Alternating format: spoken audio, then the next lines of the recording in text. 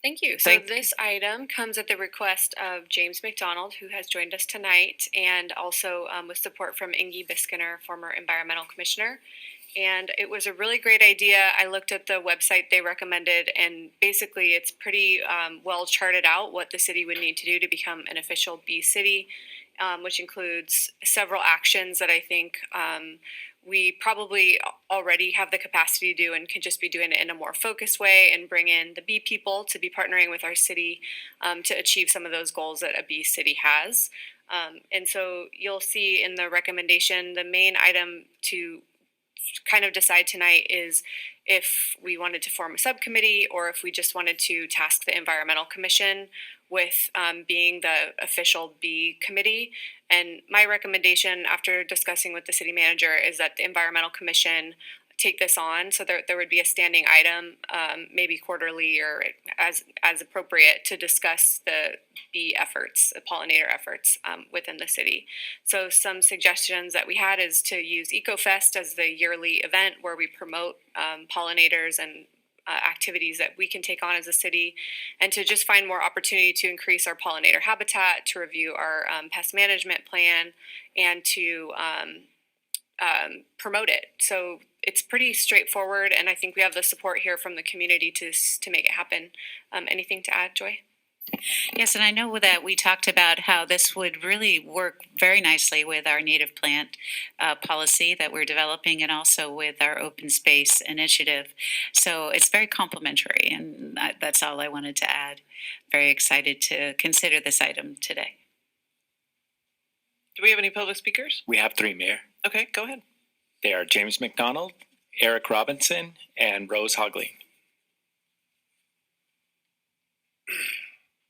Hello, my name is James McDonald.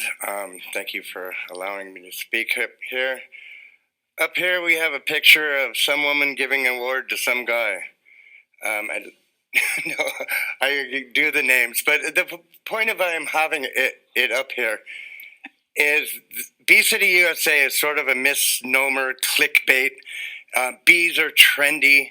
What we're really fighting for here is biodiversity and, in the big picture, extinction. Things are going extinct at a record rate, and this is a man getting the biggest environmental award because he's protecting biodiversity in San Diego, and that's what we're doing. Can we get the next picture? Non-Toxic San Diego. I am a member and an admin for this. Non-toxic communities is good. The Xerces Society has been in existence for decades, and they're really they are to insects and invertebrates what Greenpeace is to dolphins and whales. They're the largest organization in the world doing this kind of protection for our pollinators, and you can really trust what they're doing. It was very, I don't know, the past sense of synchronicity, that you're just discussing the eucalyptus trees. This is complicated. Are they good? Are they bad? Are they invasive? Yes, they are. Are they foreign? Yes.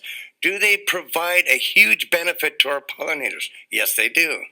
And these are questions that you have millions upon millions of dollars and resources to send them these questions, and they can answer. I want to talk a little bit about the name. They joked about the reason no one knows about the Xerces Society is no one can pronounce the name. I asked my mother what it means. She's a Latin scholar. Hi, Mom. Where's the camera? She's watching. And I thought, why would they name this? It turns out, she goes, oh, yeah, he's this Persian king. And why would they name this organization after this tyrannical dictator? And what it really was, and I'm picturing a bunch of, sort of hippie environmentalists coming up with this name, and it wasn't adding up. The Xerces blue, which its Latin name was butterfly, was the very first butterfly to be named extinct in San Francisco. And it broke hearts left, right, and center. Glypsopsyche Xerces. You think Xerces is hard to say. Please vote yes, and thank you very much. Thank you, James. Good evening. I'm here to support James. He's my hero. He got pesticides taken out of Encinitas, which was great. My name's Eric Robinson. I started the San Diego Beekeeping Society probably, I don't know, 20 years ago, 15 years ago maybe, and there's thousands of members now. We brought beekeeping back into an urban setting, so that was good because before the law had changed, it was illegal to keep bees in the city. But keeping bees in the city is kind of like, having dogs to keep wolves away. If you have nice bees, it kind of keeps the more Africanized, more dangerous bees away. So it's not really immediately apparent, but by actually having nice bees around, you prevent bee stings. So it's an interesting kind of contradiction there. Anyway, both my grandfathers took beekeeping at Cornell, so it's kind of in my blood, and it's a gene that expressed itself later in life. But we do have a lot of bees, still here in the area, Encinitas, Rancho Santa Fe, and San Diego that are here because of our actions, and it is part of this move forward to try to create more agricultural activities and people, to keep them more in touch with their food supply. We're also moving very quickly forward with a new beaver initiative. Just the laws finally in California finally changed. Of 11 Western states, only California was not putting the beavers back where they belong. And finally in June, the law did change. So we are going to be able to see beaver dams coming back to Southern California. Looking forward to that and all the biodiversity associated with beavers. I mean, it's amazing. This one species that creates this huge riparian environment for insects and birds and fish and all these things that can come back because the beavers are coming back. Anyway, so that's just some good news, and thanks very much for letting me speak tonight.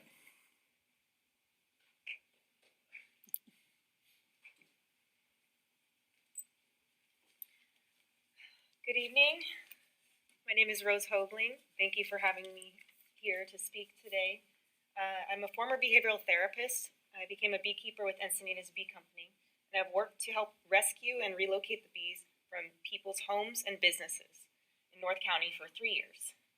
When we remove a colony, we bring it back to our apiary where we nurse them back to health. As you can imagine, tearing a colony from out of a wall and relocating them to an area where they don't know what flowers are around, it takes a toll on them. So they need some time to get resuscitated. And after they regain their health, we give bees to the backyard beekeepers, some to almond pollinators, and some colonies we keep for educational purposes and honey production. I'm here tonight to voice my support of Encinitas becoming a part of Bee City USA. Bee City USA will help provide resources for protecting our pollinators. Bee City USA works towards conserving native pollinators through promoting the increase of abundance of native plants, providing nesting sites, reducing the use of pesticides. Pesticides, if they do not outright kill the bee, they can throw off their sense of taste and direction. The pesticides can also affect the fertility of the hive, the honey production, and the bee's immune system, making them more susceptible to pathogens, mites, and hive beetles. I've seen firsthand what a hive looks like exposed to pesticides, and it's quite tragic. It's dry, there's no honey, there are no babies, brood, and there's just this pulsing energy feel of you can hear the bees basically frantically buzzing in their hive, trying to figure out what job they have. They're confused. With Bee City USA's assistance, Encinitas can better incorporate pollinator-conscious practices into city policies and plans. Please vote yes for Encinitas to become a bee city and help us save these crucial pollinators. Thank you. Well, thank you to our bee lovers who came today to support this agenda item from our two council colleagues. Councilmember Grants. Yes, thanks to bee lovers. James and I have been on bee jobs together, and no one has greater love for bees than he does. And I appreciate all the work that he's done over the years here in Encinitas. It's interesting because I have been in conversation with Dr. James Nye at UCSD, a bee researcher of renown, and we were, trying to come up with a strategy to get cities to adopt pollinator policies, and then lo and behold, James shows up, and than the agenda item, and so everything's happening.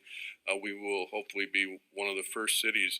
But this is something that he's planning to start showing up at council meetings around the county. We have Tara Lawson Reamer's office that's talking about possibly adopting the B County USA approach for the unincorporated areas. So the goal is to get the entire county covered with this particular effort. There's also an organization called the Pollinator Partnership, which has essentially the same focus, but it doesn't have that great name of Bee City. And they have the ability to become bee friendly certified. So anything that raises awareness about the challenges we have with regard to our pollinators, I think is very worthwhile. So I would certainly support this and make a motion that we take the steps that have been outlined in the report. Okay, Councilmember Lyons, did you want to? I just think, I just want to reemphasize that I think we have a lot of bee synergy. There's just a lot going on that really will be complementary, and I look forward to moving this forward. I'll go ahead and second the motion, but I do have a clarifying question. It looks like the recommended action is to complete a sample resolution. Better put my glasses back on. Complete a sample resolution for Encinitas and return for adoption designating Encinitas as a Bee City USA affiliate. Is that just because we didn't have a resolution attached to this today? I mean, procedurally, I have a question about that. Yeah, I can answer that actually. So some of the things that need to be hashed out in the resolution is designating a staff person who would be the liaison, and specifically stating how the committee will function. And I think that for those things to be completed, we'll need to approve this so that staff can actually work on that and the city manager can determine who those folks will be. And so maybe when the resolution comes back, it will just be on consent because I don't think it will be controversial. Okay, thanks for the clarification. Okay, so is there a motion by Councilmember Cran, second by Councilmember Lyons? We should go ahead and vote. Councilmember Kranz, Yes. Councilmember Hensy, Yes. Councilmember Lyons, Yes. Deputy Mayor Mosca, Yes. Mayor Blakespear. Yes. Motion carries unanimously. Okay, nice job.